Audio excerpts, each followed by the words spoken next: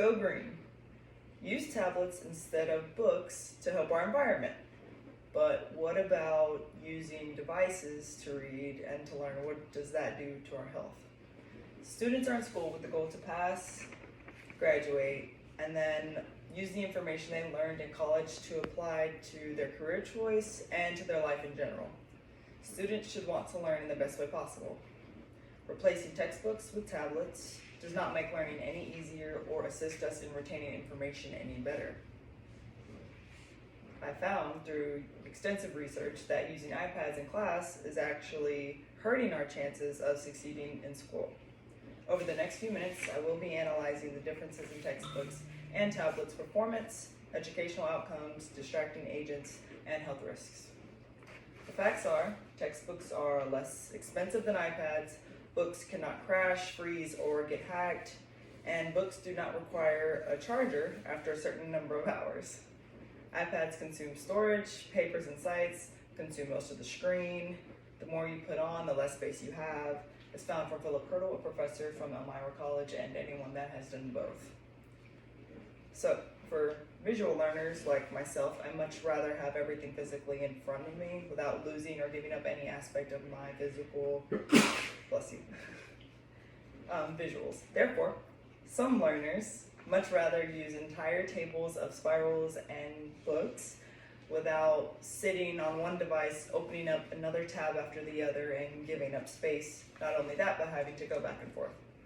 So not only do tablets make it more difficult to learn, but now we will discuss how we retain the information better with physical books. People who read print text comprehend more, remember more, and learn more than those who read digital text, as said by Jan Noyes from the Department of Experimental Psychology at the University of Bristol. That alone should be enticing enough for one to use printed books. The goal is to enhance our learning. The goal is to better do that by using textbooks that's just easier reach that way, instead of iPads or on other devices. So this is actually accepted by most. Though most people are using tablets consistently, we found out that through studies that 75% of students much rather use a printed textbook, according to Steve Paxia from the Book Industry Study Group.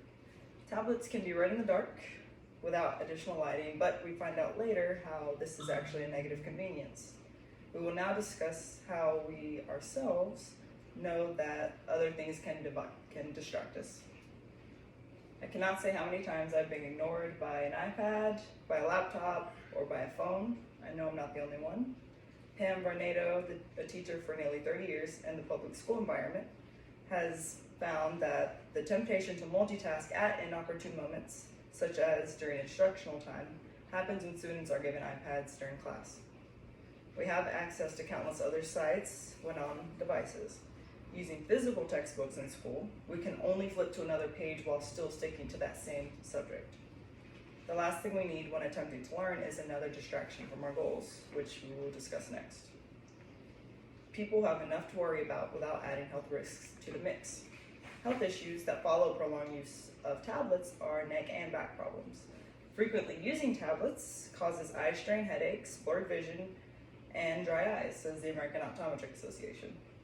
Paper cuts are probably the worst pain received from textbooks and still hurts way less than glass from a cracked screen. Rubber bands the rubber pieces can be placed on your fingers to prevent paper cuts. Screen protectors can still crack and obscure the viewing as well as the production of tablets. With a book, pages can be taken back together at the very worst.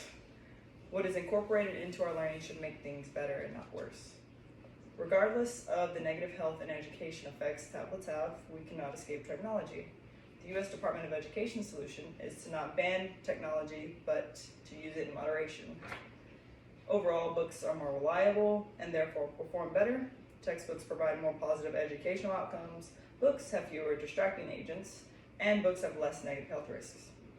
The future is now technology, and we cannot abandon this. However, we can manage our technology use and control our ability to learn to reach the goals by achieving tablets and not replacing them with textbooks.